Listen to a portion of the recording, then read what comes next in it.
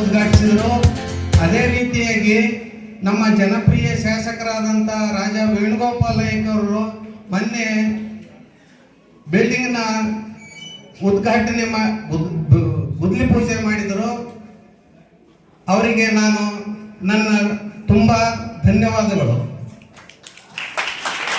ಈಗ ತಾನೇ ನಾವು ಜಗದೀಶ್ ಸರ್, RN ರೆಡ್ಡಿ ಅವರು ಸಾಕಷ್ಟು ಈ ಕಾಲೇಜಿನ ಬಗ್ಗೆ ಬಹಳ ಕಳಕಳಿಯಿಂದ ಸಾಹೇಬರಿಗೆ ಮನವರಿಕೆ ಮಾಡಿ ಇಲ್ಲಿಂದ 6 ಕಿಲೋಮೀಟರ್ ಅದಕ್ಕೆ ಜೋಗಣಿ ಎಣೆ ಅಂತಾರ, ಅಲ್ಲಿಗೆ ಬಿಲ್ಡಿಂಗ್ ಮಾಡ್ಬೇಕಂತೇಳಿ ಮೊದಲನೇವರು ಅಲ್ಲಿ ಜಾಗ ಹುಡುಕಿ ಅಲ್ಲಿ 2 ಎಕರೆ ಕೊಟ್ಟಿದ್ದರು.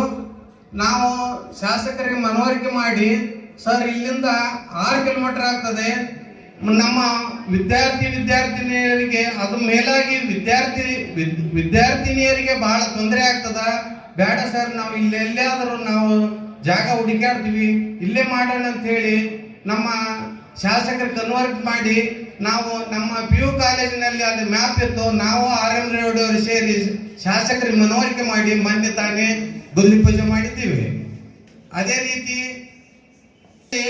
ಸಾಕಷ್ಟು ವ್ಯವಹಾರ ಆಗಲಿ ಯಾವುದೇ ಆಗಲಿ ಮಾಡಿದ್ರೆ ಅನುಕೂಲ ಅದ. ನಿಮ್ಮ ತಂದೆ ತಾಯಿಗೆ ನಮ್ಮ ಕಾಲೇಜಿಗೆ ನೀವು ಹೆಸರು ತಂದು ಕೊಡಬೇಕು.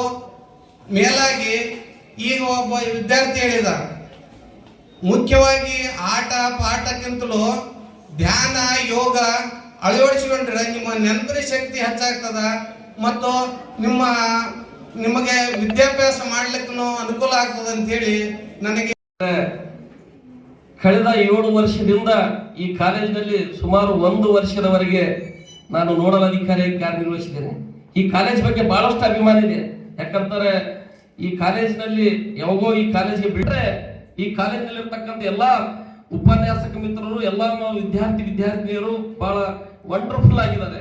ಯಾಕಂದ್ರೆ ಈ ಸಂದರ್ಭದಲ್ಲಿ ನಾನು ಈ ಕಾಲೇಜಿನ ಬಗ್ಗೆ ಹೇಳ್ಬೇಕಂತಂದ್ರೆ BA BCom ನೊಂದಿಗೆ ಪ್ರಾರಂಭವಾಗಿರ್ತಕ್ಕಂಥ ಈ ಕಾಲೇಜು BSc ಕೂಡ ಇತ್ತು. ಆದರೆ ಅದರ ಪ್ರವೇಶದ ಕೊರತೆಯಿಂದಾಗಿ BSc ವಿದ್ಯಾರ್ಥಿಗಳು ಪ್ರವೇಶ ಪಡೆದುಕೊಂಡಿಲ್ಲ. ಆದರೆ BA BCom ನೊಂದಿಗೆ ಪ್ರಾರಂಭಗೊಂಡಿರ್ತಕ್ಕಂಥ ಈ ಕಾಲೇಜು ಸುಮಾರು 10 ವರ್ಷ ಕಳೆದು 11ನೇ ವರ್ಷ ರನ್ನಿಂಗ್ 2013ರಲ್ಲಿ ಈ ಕಾಲೇಜು ಸ್ಥಾಪನೆಗೊಂಡಿದೆ. 2010 ಕಾಲೇಜು ಡಾಕ್ಟರ್ ರಮೇಶ್ ಪೋತಿ ಅವರು ಈ ಕಾಲೇಜಿನ ನೋಡಲ್ ಅಧಿಕಾರಿಯಾಗಿ ನೇಮಕಗೊಂಡಿದ್ರು. ಅವರು ಆದ ನಂತರ ನಾನು ಶಾಪುರ್ ಕಾಲೇಜಿನಲ್ಲಿ ಕಾರ್ಯನಿರ್ವಹಿಸತಕ್ಕಂಥ ಸಂದರ್ಭದಲ್ಲಿ ಅವರು ಈ ಕಾಲೇಜಿಗೆ ಡೆಪ್ಯುಟೇಷನ್ ಮೇಲೆ ಬಂದೆ, ನಿಯೋಜನೆ ಮೇರೆಗೆ ಬಂದೆ. ಆದ್ರೆ ಆ ಒಂದು ಅವಕಾಶ ನನಗೆ 1 ವರ್ಷ ಅವಧಿ ಮಾತ್ರ ಸಿಕ್ಕಿತ್ತು. ನಿಯೋಜನೆ ರದ್ದುಗೊಳಿಸಿದ ನಂತರ ನಾನು ಮತ್ತೆ ಶಾಪುರ್ ಕಾಲೇಜಿಗೆ ಹೋದೆ.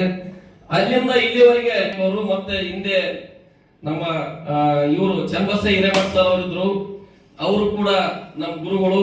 ಶಾಪುರ್ ಕಾಲೇಜಿನಲ್ಲಿ ರಾಜ್ಯಶಾಸ್ತ್ರ ವಿಭಾಗದ ಮುಖ್ಯಸ್ಥರಾಗಿ ಕೂಡ ಕಾರ್ಯನಿರ್ವಹಿಸಿಕೊಂಡಿದ್ರು. ಅವ್ರ ಕೈ ಕೆಳಗ ಆದ್ರೆ ಇಲ್ಲಿನ ಒಂದು ಜಾಗದ ಸ್ಥಳದ ಅಂತ ಚೆನ್ನಯ್ಯಸ್ವಾಮಿ ಹಿರೇಮಠ ಸರ್ ಅವರು ಹೇಳಿದ್ದಾರೆ.